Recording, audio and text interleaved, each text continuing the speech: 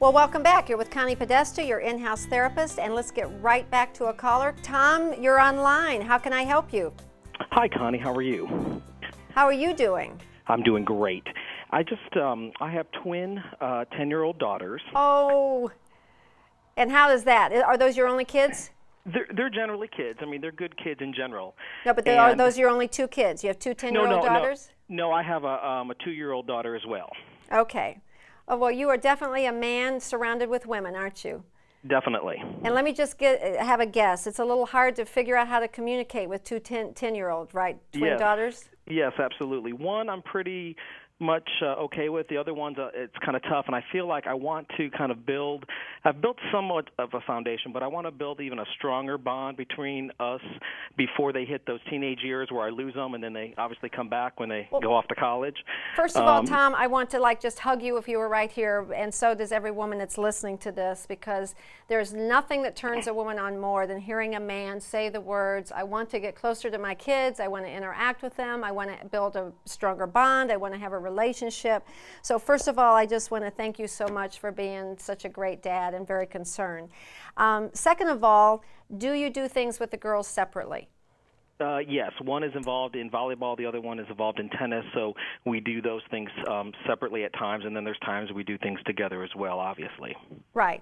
And with the one that you're having a little harder time with, is she a little shyer, a little more outgoing? What is it about her personality that's making it a little more difficult for you? I think maybe she's a little bit like me. I think she was a little. I thought she was a little more outgoing. But for instance, when she's playing volleyball, if I congratulate her if she does something really good, or she's the best player on the team, and I tell her that and encourage her, she either gets a little embarrassed, and I try to not do it in front of her friends, but even just within the family setting, she just kind of is down on herself. And I'm like, well, where is that coming from? Because she gets encouragement from both my wife and myself, so I don't know where that's coming from. And I'm like...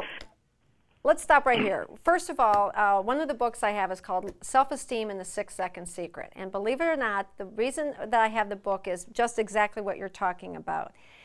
One of the things that we as parents now just keep reading about, right, is self-esteem and praising them and giving them feedback and telling them how great they are.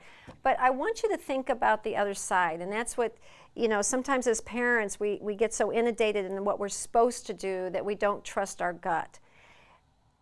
When you compliment your daughter and when you praise her, you've already told me that she feels a little uncomfortable, correct? Correct. Now, in any other area of life, in business or with a customer or a client, if you were to behave in a certain way or do an interaction a certain way or a negotiation a certain way, and they seemed uncomfortable or embarrassed, would you do that again? Probably not. So why is it different with a child? In other words, if we interact a certain way and they react a way that we know is uncomfortable, then we would say to ourselves, what? For this child, that is not a path I should go down. And let me tell you why a lot of kids, and tons of kids, families would bring their kids in and their families into me for therapy, and we'd start talking. And this issue right here that you're talking about is real common.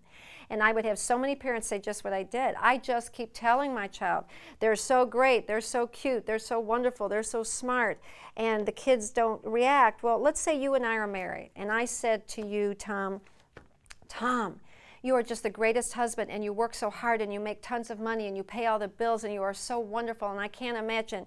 Now, in some ways that's good, but is there another little piece of you that's feeling like, what if I can't keep that up for the rest of my life? Sure. Okay? When we heap too much praise on somebody, a couple of things. Number one, they don't buy it after a while. And number two, sometimes the more praise we give someone, the more stressful it is for them. Because what if they can't always be successful? Or what if she can't always play this sport? Or what if she doesn't want to always play this sport? And when you hear someone telling you how great you are, then it kind of means that that's the way to please these people. And if you can't keep being that wonderful or that great, then you've disappointed somebody. Let's talk about a way you could interact with your daughter that doesn't relate to you telling her how good she's doing. What else could you talk about? Well, she's really interested in. She loves like teaching and loves to be a teacher. She loves animals. Wants to be a veterinarian as well. Okay. So, I mean, those are So some of on her a passions in weekend, life. on a weekend when she's not playing her sport and you're involved in that, what kind of trip? I can think right now. What would be a great little trip for the two of you to take if she loves animals? Where could you go on a Saturday afternoon? Sure, the zoo would be a great place. You could go to the zoo. Or a farm or whatever. You could go to a farm. You could go to a shelter. Mm-hmm. No, she would Maybe love that. Yeah. maybe she would love to go to it because see, a zoo you're still just kind of looking. It's still Yeah. I'm talking about something that she can get her hands into, something. Yeah. I find that a lot of children who are uncomfortable with praise love to be doing things where they feel that what they're doing is worthwhile. In other words, if you have a talent, you play a sport, and someone says you're great, that's different than if you're doing something. Your daughter sounds to me like a child that might love to go to a shelter on a Saturday or Sunday and just spend an hour where maybe she plays with a cat or a dog that no one has taken time with, and she gets them used to being with her, or maybe she takes them for a walk, or maybe you know what I mean, something where she's not observing from the outside, but she's not having to perform. She can just be. And what the two of you then are talking about, Tom, is not about you did great. You're sharing a conversation about what did you think? That was good. And what was your feeling? And she can kind of teach you. Well, you know what? It's time for a break. Don't go anywhere, Tom. Hang around. I just want to finish one last thing, and then we're going to... Welcome back. I'm Connie Podesta, your in-house therapist. What more could you ask? And Tom, are you still there? Sure am. Tom, I'd like to... Have you been thinking a little bit about this? Does this seem like something you could do?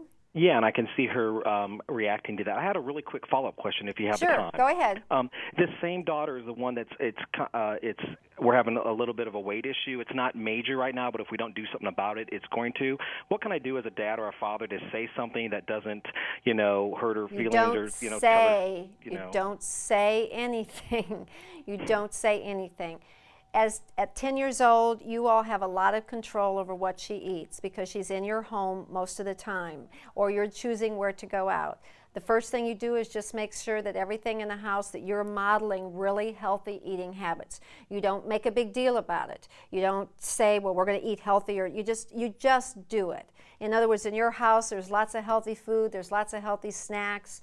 You and your wife, you both eat healthy. If you're going out to eat, you don't drive through McDonald's. You go to places where you all can get fruit and you can get a salad, or you can, and you don't talk about it. But as her dad, I'm going to tell you this, Tom, don't say anything to her about her weight, because these are the kinds of things that you say to a little girl and she never, never, never forgets. And she's also 10. And just because something's happening now doesn't mean it's going to be the way she is down the road. Lots of little girls come into their own a little bit later. So does that answer your Sure. question? Yes, that's okay. Awesome. Okay, Tom.